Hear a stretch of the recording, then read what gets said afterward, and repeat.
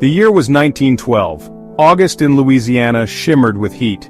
4-year-old Bobby Dunbar, a spark of a boy with mischievous blue eyes, was on a family outing.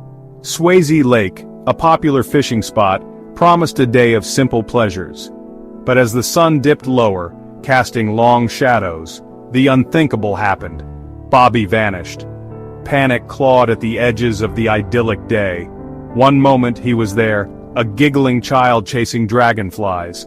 The next, he was gone. His parents, Percy and Leslie Dunbar, searched frantically. Their calls, filled with mounting terror, echoed unanswered through the gathering dusk.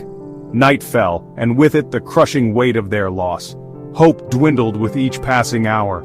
The Dunbars, clinging to each other, were left with an agonizing question. What had become of their little boy?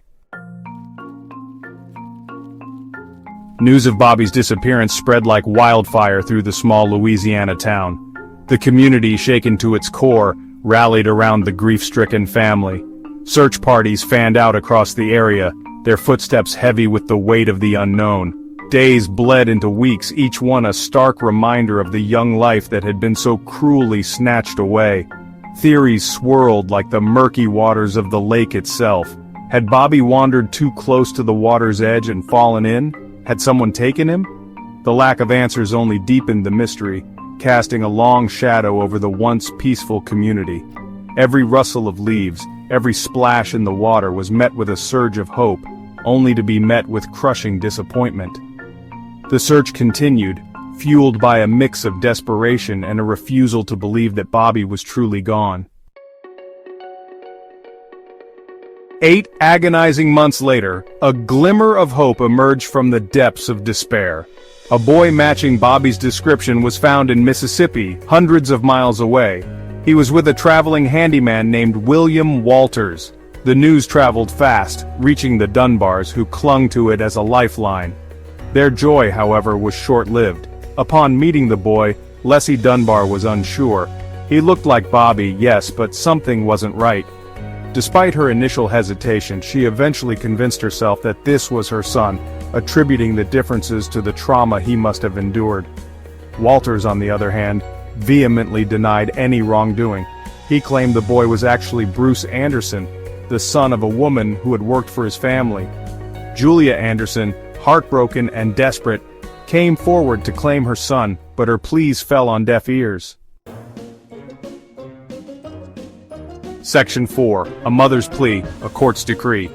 The stage was set for a dramatic courtroom battle. The Dunbars, a prominent family with resources, fought fiercely to keep the boy they believed was theirs. Julia Anderson, a poor unwed mother, faced an uphill battle against a system that seemed stacked against her. Despite her heartfelt testimony and the striking resemblance between the boy and her other children, the court ruled in favor of the Dunbars. Julia, her heart shattered, was forced to leave the courtroom without her son. The boy, now officially declared Bobby Dunbar, went home with the family who had claimed him as their own. Justice, it seemed, had been served. But a seed of doubt had been sown. Was this truly Bobby Dunbar, or had a terrible mistake been made?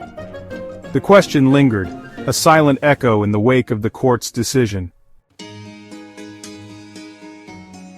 Section 5. A Life Lived, a Question Unasked. The boy raised as Bobby Dunbar grew up, seemingly unaware of the controversy that surrounded his identity.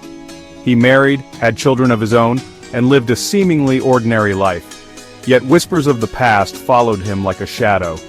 Some family members harbored doubts, noticing subtle differences between Bobby and the brother they remembered. But the family, for the most part, embraced the narrative that had been woven. To question it would be to unravel the delicate fabric of their lives. Years turned into decades, and the mystery of Bobby Dunbar's disappearance faded into local legend. The truth, it seemed, was lost to time, buried beneath layers of assumptions and the passage of years. But fate, as it often does, had other plans.